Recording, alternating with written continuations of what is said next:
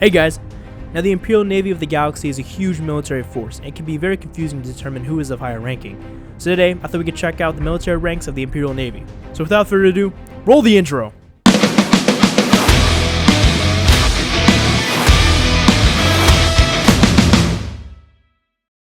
So the Imperial Navy was founded after the Clone Wars when Sidious took over the galaxy. Clones and humans transitioned into this new faction. If you guys want me to make a ranks video on the Republic Army or any other army, drop a like. So with the Imperial Navy being so big, it was hard to sometimes see who had the authority in some situations.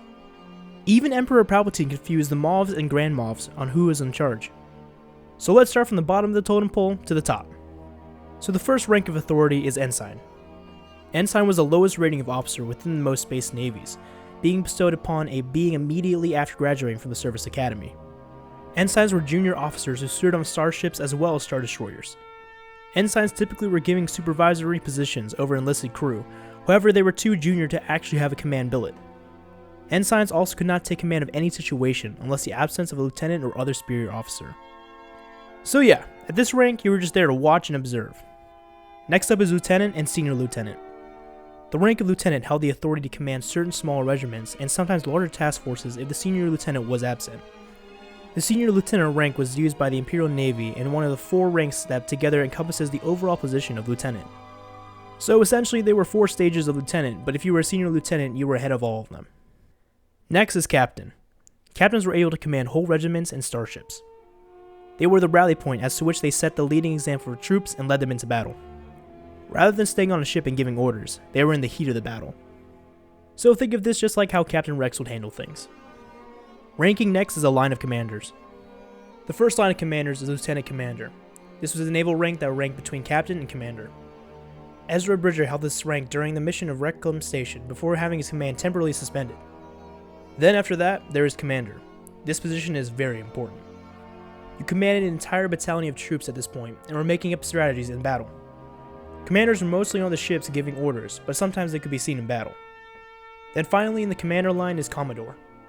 Now with Commodore, just take everything I said about what a commander can do, and just add a small fleet in charge of it. That's just a little more responsibility. Commodores were usually commanding maybe 2 to 3 ships. Next is the Admiral line of command.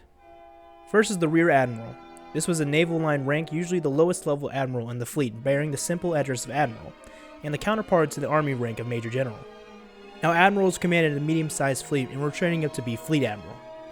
Fleet Admiral. And from its name you could probably guess, but Fleet Admiral commanded fleets and not small 3-ship ones, but a good chunk. After that is Grand Admiral.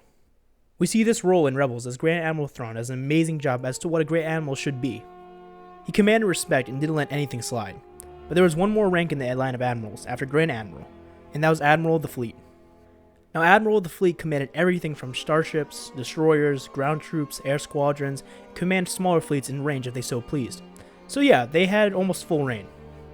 They were the last line of command that would actually be on the battlefield or in the space above it. Next up in rank is Chief of the Imperial Navy. This position was for those who had the sharpest minds and came up with all the plans and strategies. They were the ones who decided which battles to pick and win and had the most military experience. These men served on the Joint Chiefs and advised the Supreme Commander of the overall Imperial military. Lastly, there is Supreme Commander. Not to be mistaken by Supreme Leader as Snoke or Kylo was, but it did have the same perks as they did. Supreme Commander had the entire command of the Imperial Navy. This was his last rank before Darth Vader, so it's such like a Moff or Grand Moff. So if you made this rank, you're pretty much an Imperial legend. Now to get an understanding as how long it took to rank up in the Imperial Navy, it typically took 10 to 15 years to transition from an ensign fresh from the academy to captain. Usually a captain waited at least 6 more years before becoming a commander. However, the high command would speed up the process, especially for political reasons. So as you can see, it was very hard to be promoted, or you just had to do an amazing job, or just get the rank by process of elimination. Well, those are all the ranks in the Imperial Navy. I hope this video gave you a better understanding as to who has authority in the Empire. Drop a like and subscribe, have a great rest of your day, and may the Force be with you.